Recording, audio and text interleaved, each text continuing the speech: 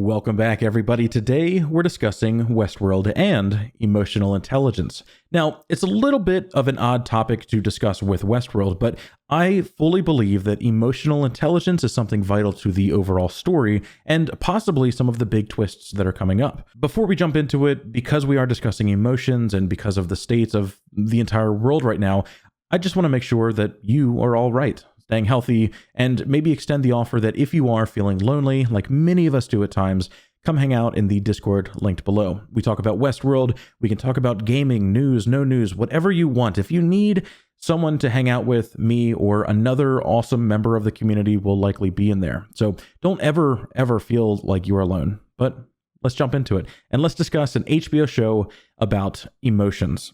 Westworld has long burrowed into the analytical side of my brain, the greater themes of ethical debate and plot that can only be pieced together retrospectively with a keen eye. I love it. Westworld has also painted a pretty dull picture of humanity, reducing the human experience to 10,247 lines of code, deifying data and analytical, emotionless people, and flat out saying that for the most part, humanity has been a miserable little band of thugs. From the start of this incredible show, humanity has kind of been the villain. And I'm not opposed to that. I'm not bashing the show for that. Humanity can suck. Nearly every bad thing that has ever happened is because of humanity, but rightfully so, we should also acknowledge that nearly every good thing that has ever happened is also because of humanity. We are a beautiful species with a genuine experience that can only be replicated one way: creating more of us. But I don't think that's the complete story Westworld is trying to tell us. The complexity of humanity is part of this story. Like everything else in the show, it's not just a black and white issue, good versus evil.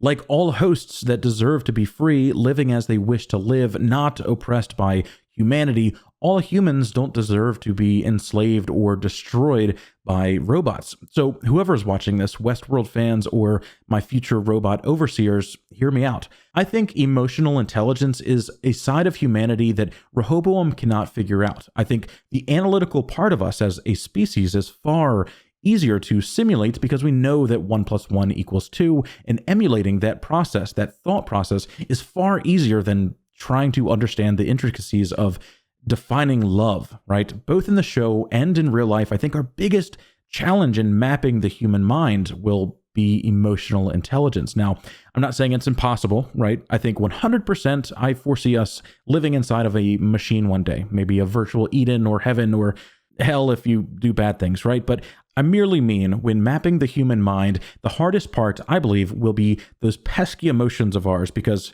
they're honestly impossible to quantify now. However, mapping the human mind has already been done inside of Westworld with the involvement of the Forge and the hats that people wore while they visited the park.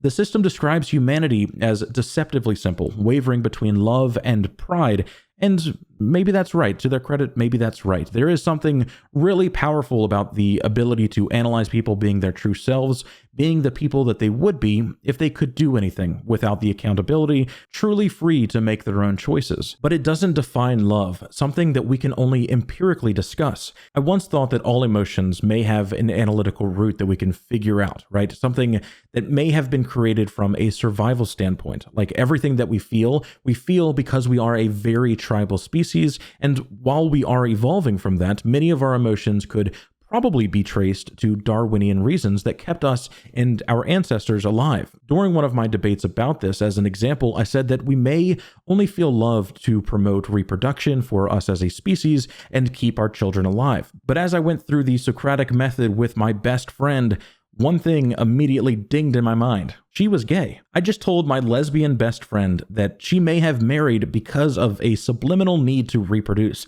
and we simulate love because it makes us believe that it was our idea to keep going. Naturally, I knew something was up right away, right? I didn't have a complete picture, and something was inherently wrong with this theory.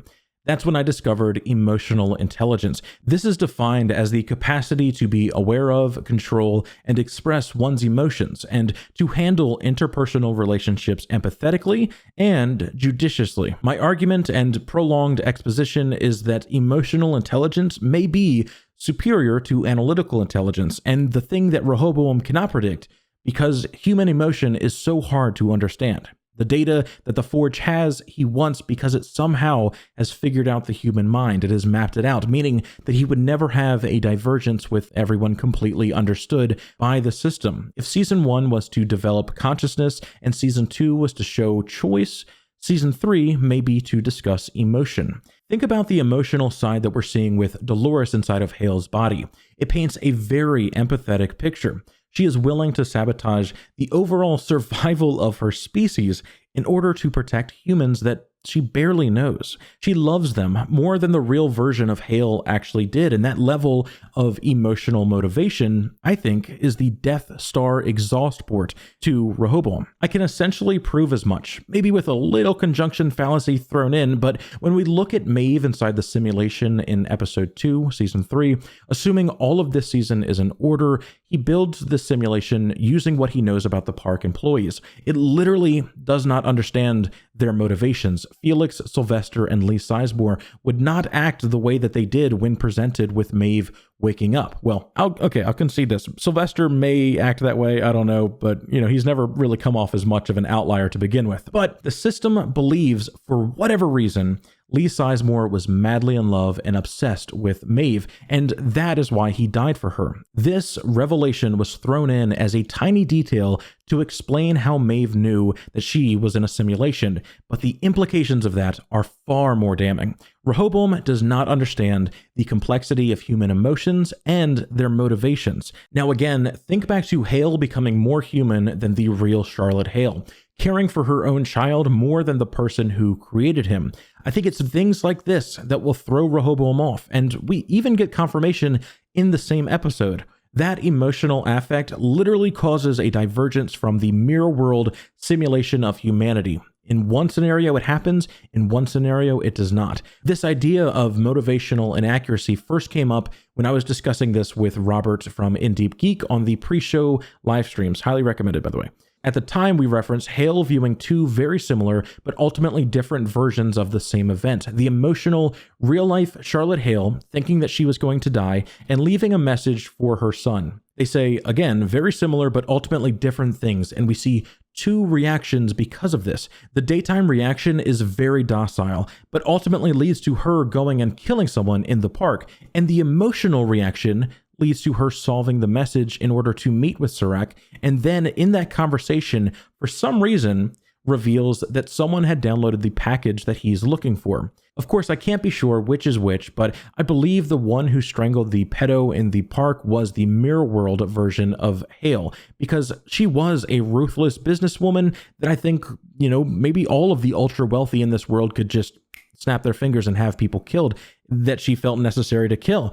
I don't see Dolores doing this. Maybe after she had this emotional revelation and the investment into this family, but at this point in the story, they had met once. My overall point is that I think Serac knows this weakness in the system, prompting his urgency to upgrade, but I don't think he knows that Dolores knows. And maybe making 5 of herself to develop 5 individual experiences inside of the lives and roles of other people was all a part of the plan to confuse this system, because it doesn't know what to do with a single host outlier, the white spaces that it's interpreting it as. Imagine 5 all working on the same plan to disrupt and destroy. I think because we're seeing this emotional side of Dolores happening in the real world, Serac is going to be making plans with Rehoboam that revolve around that character, or multiple DeLoreans that he is now aware of, meaning that Serac may be the one that defeats himself by playing into a plan that she already has laid out from the very beginning. I also think this plan will include other classified outliers, with Caleb and William being critical, hard to predict pieces in the Dolores Rehoboam chess game that will exploit this blind spot. The only thing we have to do is figure out how Dolores knows about this and what she has done before recreating Bernard to get us to this incredible pinnacle moment. But with that, we come to the end of the video. Tell me what you think. Have I been in quarantine for too long and just wanted an opportunity to talk about my emotions? Who knows? Just in case this entire video is wrong, I've also included a picture of my dog here, just to keep the like to dislike ratio up. So special thank you to the top donors this month on Patreon: Michael Linck, Robert Holtz, Jeff Chunn, Logan, Hal Feewet, Elliott Enriquez, Melissa Fassetta, CarlyO Jean, and Louise Brooks. Much love, everybody. I appreciate you so much for being here, and I cannot wait to talk to you all again soon.